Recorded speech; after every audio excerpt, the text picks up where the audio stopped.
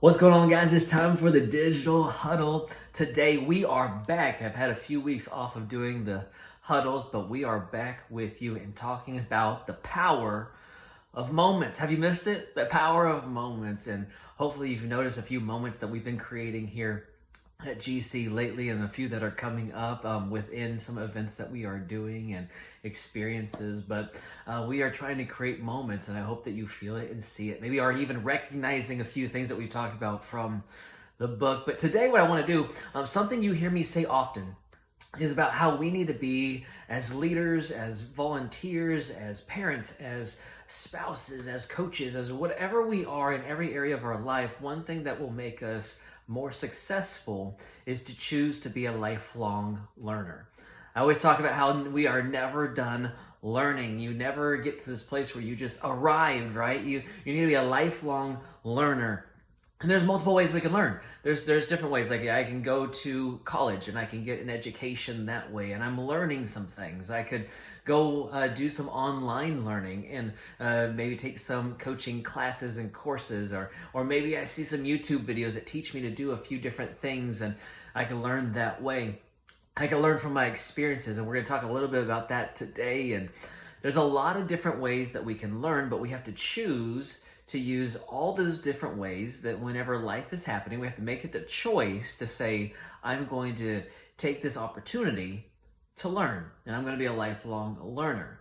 And so today what I want to do is I want to talk about learning from your experiences, because there's a few different things that we can do that will make us more effective and allow us to create powerful moments in other people's lives and to be more successful in our own. And so there's two different things I'm going to look at today.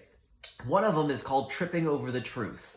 Tripping over the truth. And then the other one is learning in the stretch. And the stretch is sometimes uncomfortable, but learning within the stretch is another way to learn. And so let's talk about tripping over the truth. I mean, I don't know if you've ever tripped before, right?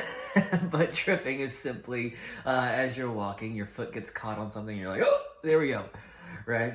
I remember I pinched a nerve back when I was in high school, my lower back. I was on the football team and I got hit pretty bad and pinched my the nerve in my lower back. And what happened whenever I got to walk is like my foot was dragging.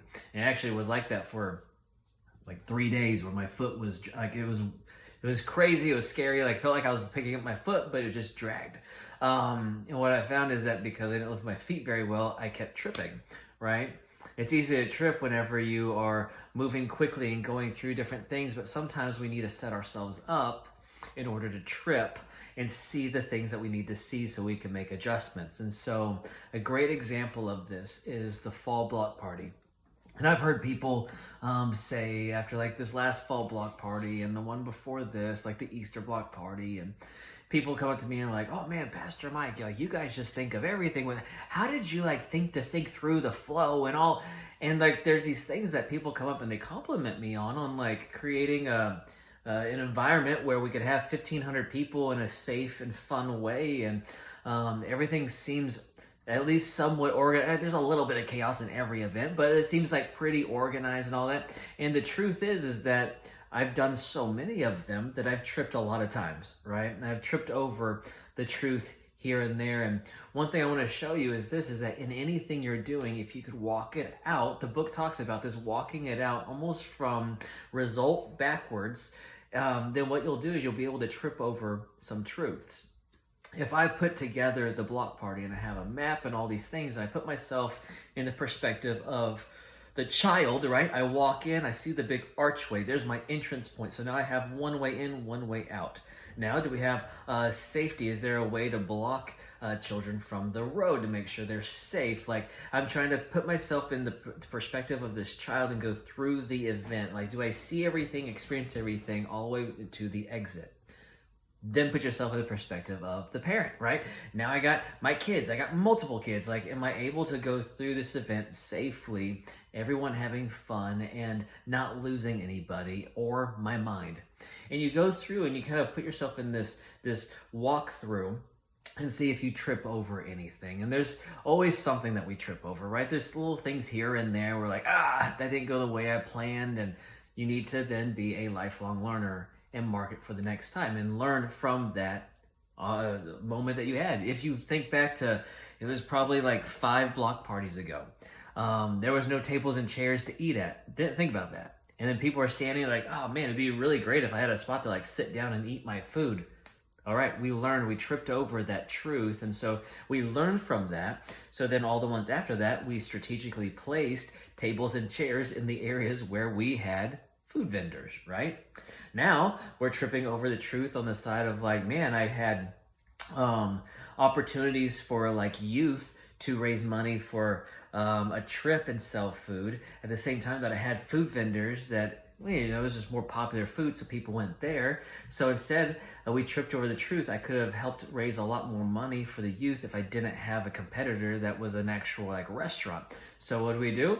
We took out the competitor, and the only food option was what the young adults were selling in order to raise money for going to the Passion Conference, which they raised $950 to go to the Passion Conference with to help their costs go down. That's a phenomenal win, but we had to trip over the truth to get to this place. And so it's, if you have a mistake in something that you're doing, it's not the end of the world. You don't have to quit. You don't have to give up, but learn from it. Right? My kids, I have 3 boys. They're all very different in the way that they learn and the way that they do school and the way they do sports and the way, you know, they communicate and the way they get up in their fields and all these things. And so I have to constantly be learning how they communicate and how they do their thing. And if I constantly trip over the truth and learn these things, I can learn them and parent them more effectively. See what I'm saying? So let's trip over some truths. We're about to do 500,000 meals for those impacted by the tornadoes and the hurricanes. That's a huge event. There's a lot of details and logistical things and all these things that we're going through. So we're trying to walk ourselves through every way we can. And even though it's not going to be perfect, and there's going to be things that we walk away from going, I wish we would have thought of that. That's a good thing right there. Next time, right, we're going to hopefully trip over some truths before the event in order to get to the place where we want it to be, so it's done with excellence. And when you guys go, you'll be like, oh my gosh, this thing is the most organized thing I've ever been a part of. That's the goal, right? Because hopefully on our side, we tripped over a whole lot of truths to get to where we needed to be. The next thing is this, right? We're going to stretch for insight. In the book, it talks about a lady who loved baking. She loved baking, and she, I just think of Mr. Chuck whenever I read about this lady's story. She loved baking and blessing people with what she baked, and it was a passion for her. And what happened? Just like with Mr. Chuck, everyone, including myself, goes, Mr. Chuck, you should have a bakery, right? Everyone told this lady that you should have a bakery. And so what'd she do? She started a bakery. But soon after, she actually kind of lost her passion for baking, because her business was failing, not because she wasn't baking well, but because she wasn't passionate about all the other things that come with owning a business. So she ended up closing the business, and a lot of people would look at that as man, her business failed. She failed as a business owner or entrepreneur. She failed, right? But really, truly, did she?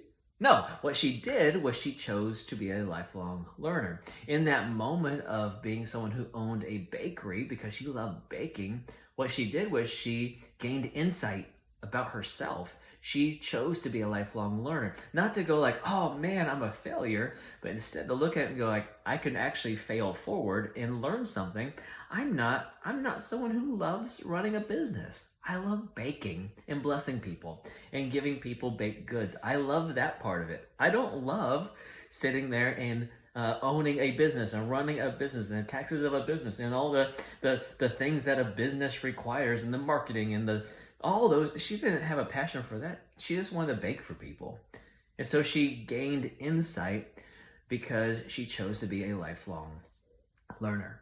And so she failed forward. She grew herself because of the experience she had in her past. And so this is what I want to tell you, is that there's experiences all around you.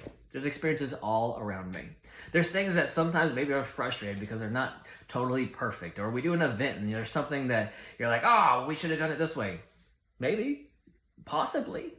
Or, hey, we set it up like this and it should be set, maybe, possibly. but you could always be a part of a solution, right? Because we're all lifelong learners. We're all learning as we go, and we can choose to not become irritated in the middle of a learning process, but instead choose to be a lifelong learner, to always fail forward, to always use our experiences and trip over the truth, use our experiences so we can say, you know what, next time it's going to be that much better. You know what, that next time I can actually give someone advice on this because I learned it the hard way, right? We could always be a part of improving, not pushing down and being negative. And so be a lifelong learner. You're not done. I don't care how old you are watching this video right now. Keep learning. God has a purpose for us. He has a plan for our lives. So we have to keep learning and growing. I love you guys. I'll see you on Sunday.